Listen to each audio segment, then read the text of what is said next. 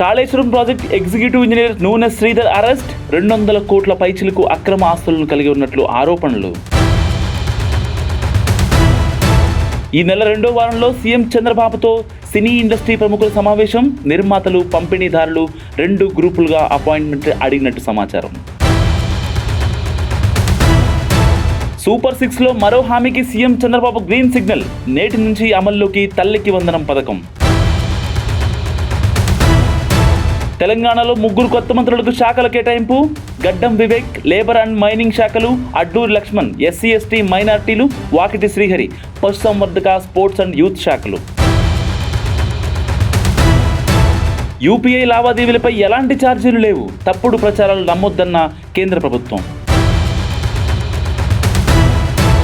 Group 1పై విచారణ ఈ నెల 30కి వాయిదా వేసిన తెలంగాణ హైకోర్టు, పరీక్షా కేంద్రాలు కేటాయింపు, మూల్యాంకనంలో అక్రమాలు జరిగాయని అభ్యర్థుల పిటిషన్లు.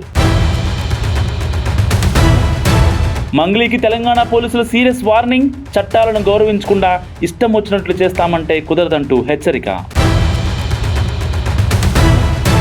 మంగ్లీ ఎఫ్ఐఆర్ కాపీలో కీలక విషయాలు, రిసార్ట్లో పెద్ద సౌండ్ చేస్తూ హంగామా చేస్తున్నారంటూ రాత్రి 1 గంట సమయంలో కంట్రోల్ రూమ్కి స్థానికులు ఫిర్యాదు.